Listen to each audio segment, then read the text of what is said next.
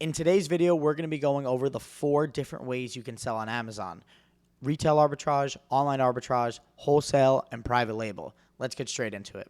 So if you don't already know what these are, we'll start straight from the beginning. The most simple form of selling on Amazon right now would be retail arbitrage. And within this retail arbitrage tree, there's multiple different kind of lanes. The main way that a lot of people start is with books.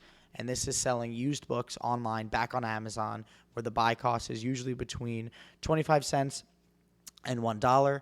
And the reason why a lot of people like to start with books is because they're super low cost.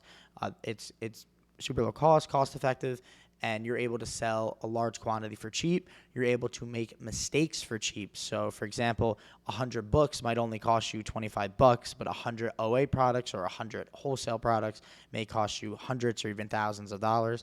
And a mistake on $25 is not a big deal, but a mistake on a couple grand or a few $100 is a bit of a larger situation. So the basis of retail arbitrage is going physically into a retail storefront, buying a product at retail, possibly with some coupons or some discounts, and then reselling it back on Amazon.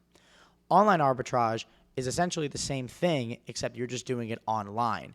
And the unique advantage of it is that whereas retail arbitrage, you have to walk through aisles and scan items, online arbitrage, you can virtually walk through hundreds of aisles in minutes just by being able to source through storefronts and scrolling on your browser.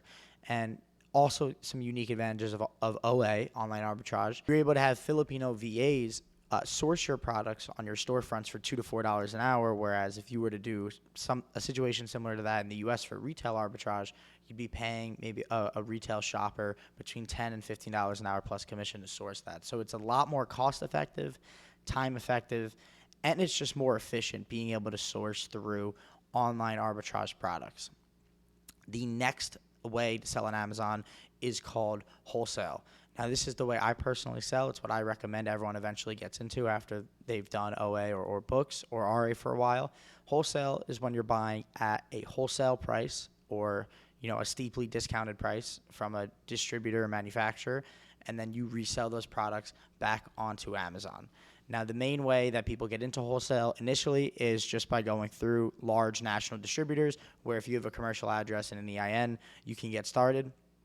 It's not too difficult to open up accounts with national distributors. The more difficult accounts come from when you try going to smaller ones or more local ones and trying to get some steeper or better discounts so you can sell your products more profitably or closely dominate a listing. Some advantages of wholesale is usually less competition on the listing, more consistent products, right? So more consistent inventory. So some of the problems with OA and RA is you may get capped at the amount you can order. You got to face canceled orders, which doesn't really happen with wholesale unless the inventory said it was in stock and it's out of stock, then they'll cancel it. But you really don't have to deal with that. You can pre-order on wholesale. You can place back orders. It's a lot more efficient in terms of running your business, and it gives you a steady projection of growth. Whereas with OA or RA, you might always be chasing the next hot products. Now, I'm not saying that's not a viable option, because it is. There's people doing $8 to $10 million a year just doing online arbitrage, which is mind-blowing. It's more than I thought was ever possible. But for me, I see the clearest path to growth being in wholesale, and in this next one, private label. And private label is when you take a product and you pretty much slap your own brand on it. Now, the advantages to this is that you're able to control the listing yourself. So you can kick other sellers off. You can make the pictures how you want. You make the title how you want. You make the description how you want. And especially when you do PPC, pay-per-click, you're only benefiting yourself.